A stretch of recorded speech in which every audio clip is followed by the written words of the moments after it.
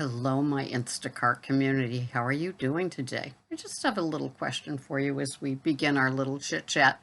When the Instacart IPO rolls out, would any of you ever buy the stock?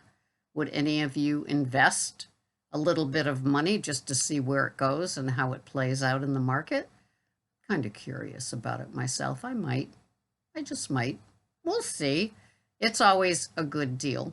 So I got a call. Well, I got many calls from my CPA and his wife, and they've done a terrific job for me for the last 25 years of doing my taxes. And so my taxes are ready.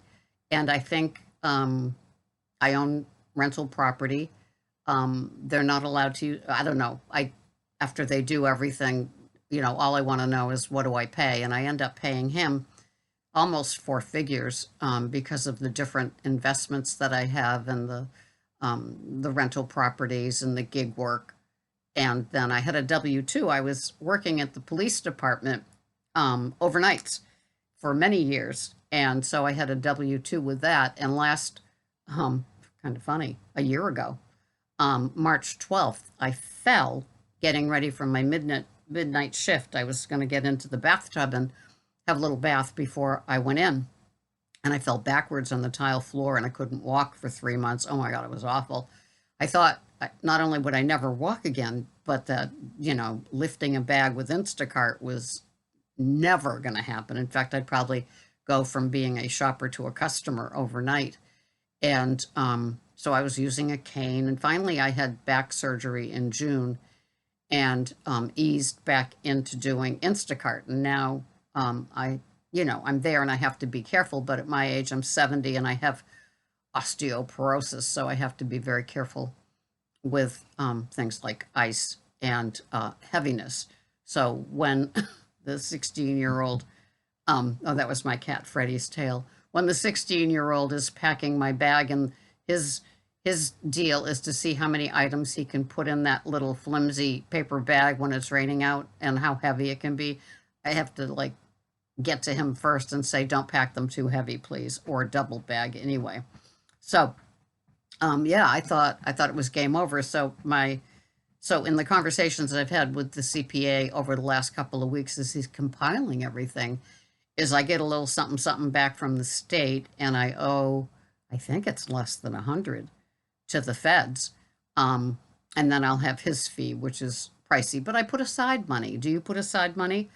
I have Capital One account. What's in your wallet? Samuel Jackson is my guy. And so I put money aside for auto expenses, and then I have an account that's 911 expenses and taxes. And so I put all of my monies aside every week. I shave off certain percentages go into every place, so I'm not hit with anything. Like when I had that round of tire issues, it just seemed like, things in threes, right? And so that was like a couple of grand, and I was making a delivery and I ran over a little kid's bike, and little kid was hysterical, and the mother said, I told you not to put your bike there. And so driving an SUV, sometimes you can't even see below because, the hood goes out like this. And so it was just there. And as I, pulled into the second parking space of the driveway, there it was, and it was already too late. And so I paid for the bike, and then I had to pay the $1,000 deductible. And then, the car was off the road, and oh, what a mess. And then I've had a couple of tire issues. We all know tire issues, right?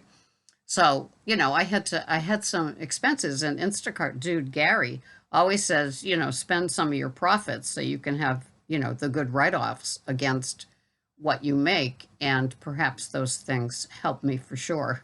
Not that I'm recommending having to get a new set of tires, and I did get tire insurance on each tire. So that's kind of helpful.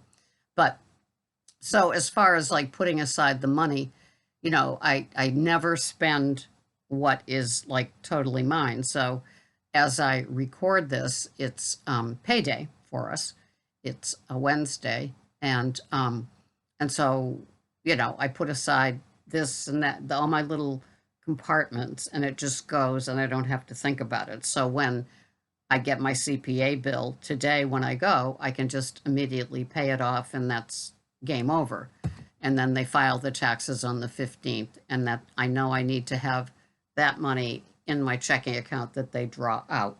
So it's all good, no complaints. To get away with just under $500 tax bill and the CPA bill, to me that makes the gig work really worth it. And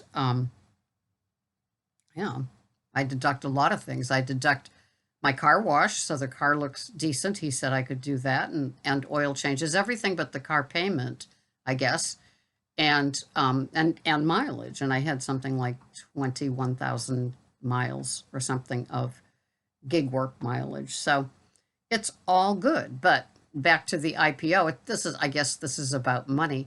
Would you ever be tempted to buy into that game and play a little Instacart IPO gambling, even though it's like really investing?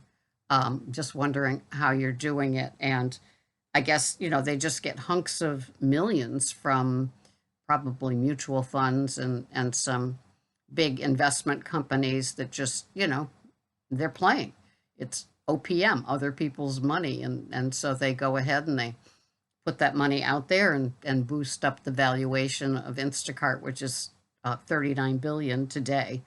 So it's kind of interesting. I was reading that not only, of course, we've seen add-ons, like for me, where I am here on Cape Cod, I've seen Bed Bath and Beyond, I've seen Sephora, Best Buy, BJ's. We don't have a Costco. And then the usual stores. And then they added Roach Brothers, which is a family-owned one. I've seen some Market Basket trips off Cape in Massachusetts, but the one here has not begun to do Instacart. So it's interesting how it all plays out, and I'm always glad to see a new company sign on to do them. I'm sure that they're wetting themselves, hoping to get Trader Joe's one day or something like that. Oh, I've seen Christmas Tree Shop, and then the Halloween place when that's open seasonally. So it's all good, and I'm enjoying it. And I think, yeah, I might play a little bit. But as far as like trusting your income, I would go CPA all the way. Every dollar that you spend is investing in the person that's invested in their profession, which is being a CPA, and all the crazy tax laws and gig work returns that they do just makes them more better at what they do.